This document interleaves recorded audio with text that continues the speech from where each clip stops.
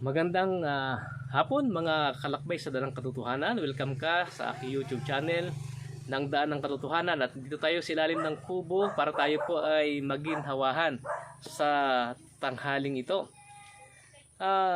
Pangatlong video po ito na aking ginawa sa araw na ito. At yung isa po ay sa aking Facebook page na mga Daan ng Katotohanan. Yung pangalawa ay sa aking Facebook page na ito po yung po yung Kalusugan at Biblia, at ito po ay dito sa aking YouTube channel na ito po nga po ang Daan ng Katotohanan. At sa araw na ito, sapagkat bago ako gumawa ng video ay bigla akong nakita yung post ng baptist na si Ryan Puentes habang na video ni Ronald Ubidos at kanilang tinatalakay ang Sabat at pinabubulaanan nila na ang Sabat ay hindi daw ginawa ng Diyos, hindi naitatag ng Diyos doon sa halamanan ng Eden. At gumamit sila ng ilang mga termino at titingnan nga natin kung sa mga talata na kanilang ginamit ay hindi nga po ito ginawa ng Diyos sa halamanan ng Eden. Ang unang talata na napakinggan ko kanina ay yung nasa Henesis Kapitulo 2, 1 hanggang 3. Ganito po nakalagay. Basahin po natin. Dito sa Lumang Biblia po ang aking binabasa. At nayari ang langit at ang lupa at ang lahat ng natatanaw sa mga iyon. At ng ikapitong araw ay nayari ng Diyos ang kanyang gawang ginawa. Dito po ay tinatalakay ng talatang ito yung paglikha ng Diyos na natapos ang Diyos ng paglikha ng ikapitong araw. Ito po kasing Kapitulo 2 ay siyempre sinundan ang Kapitulo 1 na tinalakay yung detalye ng paglikha sa loob ng 6 na araw kung ano-ano ang mga nilikha ng Diyos. At hanggang sa ika-6 na araw nilikha nga po ang tao at nakita ng Diyos na lahat ng kanyang nilikha ay mabuti. Tapos sa 2:1 ay natapos nga daw po. Nayari ang langit at ang lupa at ang lahat ng mga natatanaw doon, at ng ikapitong araw ang Diyos po ay nagpahinga. Ano ba ito? At ng ikapitong araw ay nayari ng Diyos ang kanyang gawang ginawa. Kailan po ba nayari ng Diyos ang kanyang paglikha? Sabi dito, ng ikapitong araw ay nayari. Yari na ang paglikha ng Diyos. Yung kanyang gawang ginawa at nagpahinga. Dito po ay ginamit po ang terminong Hebreyong Shabbat. Shabbat na isa lang ang bi. Na ito po ay verb na ibig sabihin ay nagpahinga. At napapansin po nito, kung ating titingnan sa Kapitulo 2, hindi po sinabing nagpapahinga. Present tense. Ang nakalagay po ay nagpahinga, past tense. Nagpahinga ang Diyos nung ikapitong araw, sapagkat nung sinulat ito ni Moises ay hindi naman sa panahon na panahon na nagpapahinga ang Diyos. Isinulat niya ito ay matagal ng panahon na natapos ang paglikha, kaya ang ginamit po ay past tense. Sapagkat kailan nga ba nagpahinga ang Diyos sa kanyang gawa? Siyempre po nung pagkatapos ng paglalang, nung ikapitong araw. Kasi 6 na araw siya pong naglalang, nung ikapito, nagpahinga po siya. Kaya ginamit po yung salitang Shabbat na to rest, nagpahinga. Nagpahinga ng ikapitong araw sa madlang gawa na kanyang ginawa. Narinig ko kasi kanina sa kanilang mga argumento na ito daw pagpapahinga ng Diyos ay parang lumalabas na pinasbasan ng Diyos daw ang Sabat ay hindi dito sa paglalang na ito, pagkatapos ng paglalang, kundi doon daw po yun sa Exodo, na nang ibibigay na at gagawin ng utos ang Sabat para sa Israel. Kaya daw po yung Sabat ay ginawa sa panahon lang daw po ni Moises. Dahil wala daw pong nakalagay dito na yung ginawa ay Sabat, ay hindi po talaga mababasa ang salitang Sabat dito sa Genesis Kapitulo 2, 1 hanggang 3, sapagkat yung Sabat po ay noun, pangalan. Ay itong ginamit po dito ay Shabbat pandiwa. Hindi mo pwedeng hanapin yung Sabat dito dahil nga po yun ay noun. Ang ginamit po dito ay verb. Ano po? Pero kapag pag-aaralan mo talaga ng malalim, kahit po saang pag-aaral ng lingwahe ka pumunta, ano po? Yung noun at saka verb ay gumagamit po yan ng iisang root word. Ano po? Halimbawa po, laba. Kapag yan ay noun, gawin mong noun, yung laba, ay kwan po yan. Pwede pong pag tumutukoy doon sa mga damit, na noun po na mga damit na dapat labhan, ay labada. Ano po? Pero kapag tumutukoy sa tao, noun ang gagamitin mo, labandero o labandera. Ano po? Nandun po yung root word na laba. Ano po? Yung Sabat, nandun po yung root word na Sabat. Ano po? Syabat po doon sa isa. Nandun po isang B. Pero pagdating sa noun ay Sabat. Dalawang B. Ano po? Nandun po yung root word na ibig sabihin ay nagpahinga. Kasi yung Sabat po ay pagpapahinga po, kapahingahan at pangingilin. Ano po? At ang Diyos, ang unang nagpahinga sa araw na ito. Ano po? Ang Diyos ang unang nagpahinga. Bakit siya magpapahinga kung ito po ay walang relevance na mangyayari? Ano po? Walang kahalagahang mangyayari. Ano po? Bakit gagamitin ng Diyos ang salitang pagpapahinga na hindi naman po siya napapagod? Sangayon po sa Isaiah Kapitulo 40. Ang Diyos ay hindi po napapagod. Kahit anong dami niyang gawing trabaho, hindi niya kinakailangan magpahinga sapagkat hindi po siya napapagod. Ano ho? Ay pero bakit siya nagpahinga? Sapagkat ito po ay isang institusyon na kanya pong ginawa. Ano po? Doon mismo sa laman ng Eden. Na siya po ay ginawa niya itong Sabat. Ano po? At sabi nga po dito, para ito'y maging institusyon, hindi lang po pagpapahinga ang nangyari. Kasi idinidiin niya doon sa kuwan na nagpahinga lang daw. Hindi po nagpahinga. Hindi lang nagpahinga. May ginawa pa siya para ito po'y maging kakaiba. Sabi po dito, nagpahinga sa ikapitong araw sa madlang gawa na kanyang ginawa. At binasbasa ng Diyos ang ikapitong araw. Hindi lang basta nagpahinga ang Diyos. Mayroon po pa siyang ginawa na ibang bagay. Kaya ito ay pagpapahinga na may ginawa. Ano po ang kanyang ginawa? Kanya pong binasbasan ang ikapitong araw. At kanyang ipinangilin. Yun pa po ang isang ginawa niya. Ipinangilin.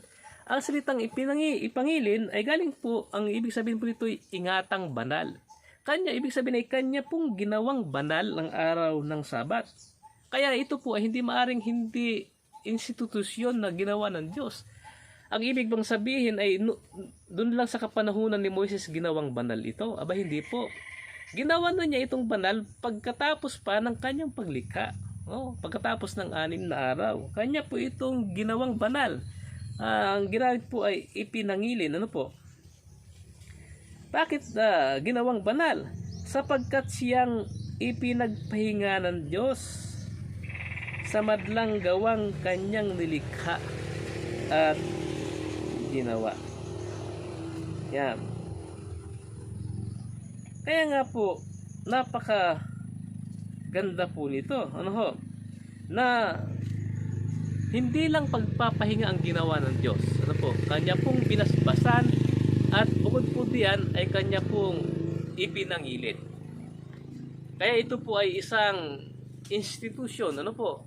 Kinukontra kasi ni Ovidus yung institusyon. Hindi daw ito in-institute sa panahon ng paglalang. Anong tawag dito na ginawa niyang banal ito? Ibig sabihin, ang araw ng Sabat ay kapitong araw ay nalagyan niya ng kabanalan. No? Noon lang ba sa ikapitong araw nito, susunod na mga ikapitong araw, susunod na sa linggo ay hindi na banal? Ano po? Wala naman po tayong mababasang ganung talata na dito lamang sa pagpapahinga ng Diyos banal ito. At pagkatapos nung susunod na mga sanlinggo ay hindi na ito banal. Wala po tayong mababasang ganung talata. Ano po? At ang kanilang ipinagdidiinan ay na-misquote, na-misinterpret yung libro ni Dr. Durante, Gideon Durante, ng kanilang sinipi yung diskusyon sa mga doktrina na ang author ay si Dr. Gideon Durante. Na-misinterpret po nila. Ang pag-misinterpret, yun daw Sabat ay ginamit daw sang-ayon daw kay Dr. Durante. Ginamit daw ni Dr. Durante yung salitang Shabbat na verb sa Exodo Kapitulo 20, talatang 11. Ang Exodo Kapitulo 20 ay ginamit lang pong suporta ni Pastor Gideon Durante, ni Dr. Gideon Durante sa Genesis chapter 2, 1-3. Na doon sa Genesis chapter 2, 1-3, doon po mababasa yung Shabbat. Ano po? Dahil ginawa niyang suporta na kanyang pinaliwanag ni Pastor Durante na itong Shabbat sa Genesis 1-3, ano po, ay institusyonal sa halaman ng Panang Eden dahilan doon sa paggamit ng Kapitulo 11 ng Exodo Kapitulo 20. Ano po? Hindi ibig sabihin, hindi man sinabi ni Pastor Durante na dito sa Exodo Kapitulo 20 talatang 11 ay ginamit po ang Shabbat. Hindi po ganoon ang nakalagay. Ang pinapaliwanag niya yung Shabbat doon sa Kapitulo 11 ay talagang institusyon ito batay dito sa talatang 11 ng Kapitulo 20. Dahil dito po sa Kapitulo 20 talatang 11 ang ginamit nga po naman talaga ay Noach. Ano po? Torres, ano po. At itong Noach na ito, kaya ginamit na ang salitang Noach, ano po, sapagkat ang Noach ay mas malawak, ano po. Gagawin na po itong isang konstitusyon, ano po. Gagawin na itong isang konstitusyon ng Israel sa kanilang pagsasarili bilang bansa. At sapagkat ito'y magiging konstitusyon, mas pinalawak po ang saklaw nito dito sa pagbibigay ng 10 utos. Kaya po ginamit ang salitang Hebreyong Noach. Ano ho? Pero hindi nangangahulugan na ang pagpapahingang ginawa ng Diyos nung sa Kapitulo 2, 1-3 ng Genesis ay hindi nangyari. Nagkamali po sila dun Parang gusto nilang palabasin yung pagbasbas ng Diyos sa Genesis Kapitulo 2, 1-3, nung ginawang ipagpahinga ito at ginawang banal ng Diyos sa pamamagitan ng pangingilin at ito po'y kanyang binasbasan. Ang gustong palabasin ni Ronald Ubidos na ito'y dun lamang sa Exodo nangyari. Ano ho? Sa kapanahonan ni Moises. Doon sa kanyang mga sinasabi. At kahit dito sa Kapitulo 20 ng Exodo, wala po akong nakita ditong present tense na katulad ng kanilang sinasabi. Ano po? Ang sabi po dito sa talatang 11, pinagpala ng Panginoon ng araw ng Sabat at pinakabanal. Ano po nakalagay dito? Ang sabi ito ay, wherefore the Lord blessed the seventh day and hallowed it. Pinakabanal. Kung paano ipinangilin nito, ano po, dito ay pinakabanal ang pagkalagay na po sa Exodo, sapagkat yung ipangilin po, ang ibig sabihin ng ipangilin ay ingatang banal. Ginawa ng Diyos ito na banal. Dito po wala kang mababasang present tense. Ano ho? Past tense po ang ginamit ni Moises dito sa talang ito. Bakit po past tense? Sapagkat ito po yung nangyari doon sa pagkatapos mismo ng paglikha. Ano ho? Kaya hindi po maaari na mapapalabas ni Ronald Ubidos ito na ito ay sa kapanahunan lang ni Moises ginawang banal. Itong araw ng Sabat. Hindi doon sa paglalang. Nagkamali po sila dito. Nagtataka ako bakit saan nila nakuha yung present tense dito, yung kasanyang kasamang isang pastor. Maliit kasi yung icon nung video, hindi ko mapalaki. Kaya hindi ko makilala kung sino yung kanyang kasama na nagasalita din. Ay, meron daw ditong present tense. Ay, wala po akong makitang present tense dito, kundi past tense. Ano po? Pinagpala. Kasi kung present tense yan, ay pinagpapala. Ano? Pinagpapala dapat. Ano? Pinagpapala ng Panginoon ang araw ng Sabat at pinababanal. Siguro ganon, pinababanal. Ang nakalagay po kasi dito ay pinakabanal. Yan. Nagkaroon po sila ng pagkakamali doon sa sistema na yon. Yung paggamit po ng salitang Shabbat na Tures at Nuwak na parehas din pong Tures, yun po ay nagkaroon lang po yun ng pagkakaiba sa paggamit, pero hindi po nangangulugan na hindi nagpahinga ang Diyos pagkatapos ng kanyang paglikha. Dahil ba sa ginamit dito sa Exodo, Kapitulo 20, talatang 11, ang salitang Nuwak, ay iba yung pagpapahingang ginawa ng Diyos dito sa Kapitulo 20, talatang 11 ng Exodo, kaysa doon sa Genesis 2:1-3, hindi po magkaiba. Ano po? Parehas po, kasi ang tinutukoy po dito na pagpapahinga ay yun na rin pong paglikha ng Diyos. Ano po? Sapagkat sa 6 na araw inilikha ng Diyos ang langit at lupa, ang dagat at lahat ng natatanaw sa mga yun, at siya po yung nagpahinga. Kaya't pinagpala ng Panginoon ang araw ng Sabat at pinakabanal. Kaya ang tinutukoy po ng Kapitulo 20, talatang 11 ng Exodo, ay yung pong Genesis Kapitulo 2:1-3. Ano ho? Doon po niya yun sinipi. Pero sa halip na Shabbat ang kanyang gamitin, ginamit po niya yung salitang Hebrong Nuwak. Ano po? Pero hindi nangangulugan na mali ang paggamit ni Moises, sapagkat si Moises din yung gumamit ng Shabbat dito sa Genesis 2:1-3. Hindi nangangahulugang mali yung paggamit ni Moises, sapagkat dito sa Kapitulo 20, talatang 11 ay Nuwak ang ginamit. Hindi po ganoon ang ibig sabihin. Kaya lang po ginamit ang Nuwak sapagkat nga po nagsasarili na po, magiging batas na po ito, na pangbansa. Ibig sabihin ay konstitusyon ng Israel, makapapasama sa mga batas ng Israel. Kaya pinalawak po ito. Kasi ang Nuwak ay mas malawak. Pinalawak ang saklaw ng Sabat. Pero hindi nangangahulugang nung pinalawak ito ay wala ng Sabat nung unang panahon. Hindi na po ito ginawang banal, hindi ito binasbasan, at hindi ito ipinangilin ng Diyos. Dito rin sa aklat ng Exodo, sinipi muli ni Moises ang Genesis chapter 2:1-3. Anong kanyang pagkagamit naman? Dito kasi sa Kapitulo 20, talatang 11 ay Nuwak ang ginamit ni Moises. Sa parehas na pangyayari sa Genesis 1-3. Ay sa parehas na tinutukoy niyang pangyayari sa Genesis 1-3, ano naman ang ginamit niya sa ibang kapitulo dito sa Exodo? Halimbawa po dito sa Kapitulo 31, talatang 17, ganito po ang ating mababasa. 17 ng Exodo. 6 na araw na gagawin ang gawain, datapwat ang 7 araw ay Sabat, natakdang kapahingahan, pangingilin sa Panginoon. 15 pala itong nababasa ko. 17.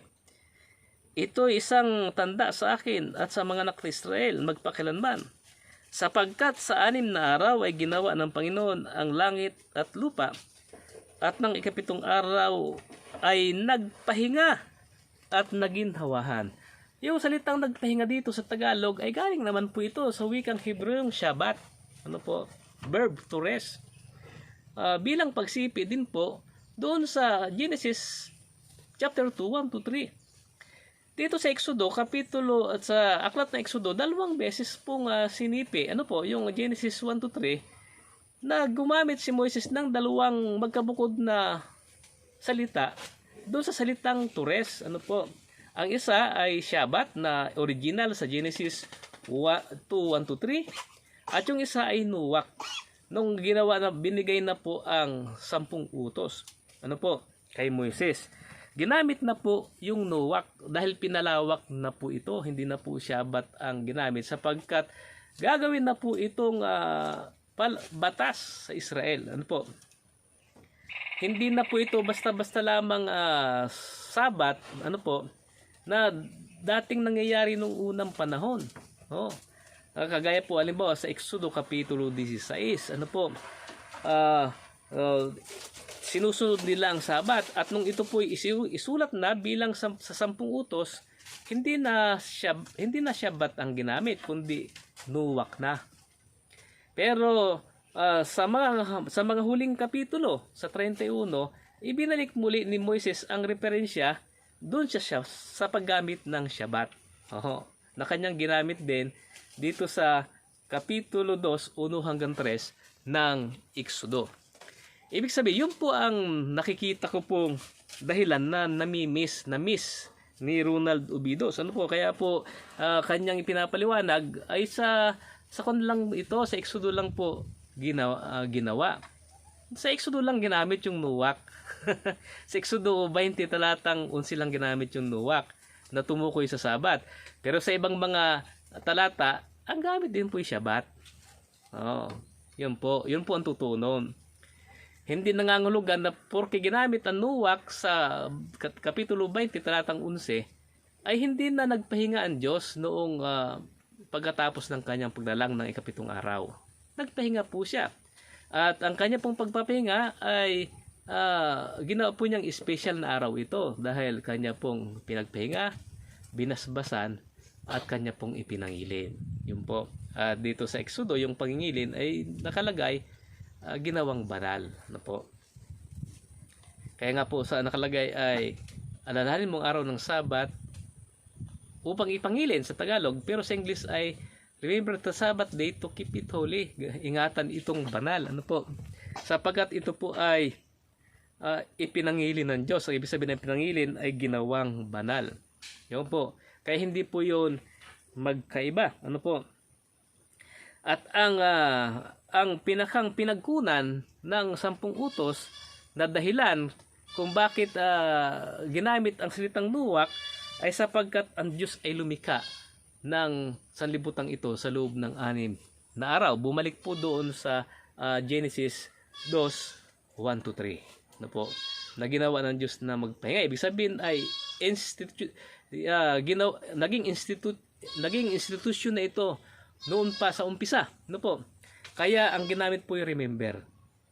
Ano po? Alalahanin. Pag sinabing alalahanin po, ito po yung nangyari na noong nakaraan. No? Alalahanin mo ang araw ng Sabat upang ipangilin. Nangyari na nung nakaraan na yung pangyayari nung nakaraan ay aalalahanin mo. At ang panahon na aalalahanin mo ay yung nagpahinga ang Diyos sa kanyang mga gawa. Ano po? Na kanyang binagbasan ang araw ng Sabat, kanyang pinagpahinga at kanyang ipinangilin. Yun po ang aalalahanin mo. Kaya nakalagay po ay alalahanin. Ibig sabihin, yung utos na yon ay nagsasabi ng pangyayari nung unang kapanahunan na sa kasaysayan na dapat nating aalalahanin. Ano po? Bumabalik ka sa panahon, ibabalik mo ang tanaw sa panahong yon. Yun pong ibig sabihin ng pag-alala. Ano po? Ibabalik mo ang iyong pananaw sa panahon na yon. Aling panahon po yon? Nung ang Diyos ay pagkatapos ng paglikha, siya po ay nagpahinga, kanya pong binasbasan at kanyang ipinangili ng araw na ito. Kaya po yung bisa ng Sabat ay doon sa ginawa ng Diyos nung unang kapanahunan. Ano po? Ibig sabihin, ito talaga ay isang institusyon. Ano? Sapagkat kung paano nga, sila din ang nagsabi, kung paano ang pag-aasawa ay talaga pong ginawa sa halamanan ng Eden, na ito po'y para sa lahat ng tao, ay ganoon din po ang Sabat po. Sapagkat nakalagay nga naman sa Marcos 2:27 na ginawa ang Sabat ng tao. Tama po para sa tao. Tama po yun. Tama po yung kanilang konklusyon. Ano po? Sapagkat institusyon sa halamanan ng Eden yung pag-aasawa, institusyon din sa halamanan ng Eden yung Sabat. Kaya nga po nakalagay, alalahanin mo ang araw ng Sabat. Ano po? Babalik tanawin mo yung pangyayari na ginawa ng Diyos ang Sabat. Ang tawag, bagamat hindi sinabi dito sa Genesis 1 to 3 na Sabat, sapagkat ang ginamit nga po yung verb, Shabbat. Pero nilinaw naman sa Exodo 31:17 na yung araw na pinagpahinga ng Diyos ay Sabat. Ano po? Oh, at saka po Exodo Kapitulo 20 talatang 11. Yung araw na pinagpahinga ng Diyos na ikapitong araw, yun po ang Sabat. Oh, napakalinaw po. Yun po ang namis po ni dating kapatid natin na Ronald Ubido sa kanilang talakayan kanina sa aking napanood. Post po ni Rayan Puentes na tagahanga po ni dating kapatid natin na Ronald Ubidos. At sana po ay itong ating kapatid na ito ay manumbalik uli sa ating pananampalataya. Yung pong nangyayari naman sa kanya ay disiplina lang po yun, hindi po yung nangangulugang siya po ay itinataboy. Ano ho?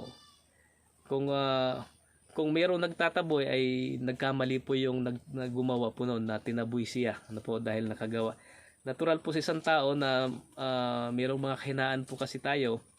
Hindi naman dapat na tinataboy natin dahil sa nagkaroon ng nagawang kahinaan. Natural po yan sa isang tao eh. Dahil hanggang nandito po tayo sa lupa, may mga pagkakataon na nagkakamali pa rin po tayo. At walang taong perfecto. Kaya nga po ang kaligtasan ay sa pamagitan ng pag-aaring ganap sa pamagitan ng pananampalataya.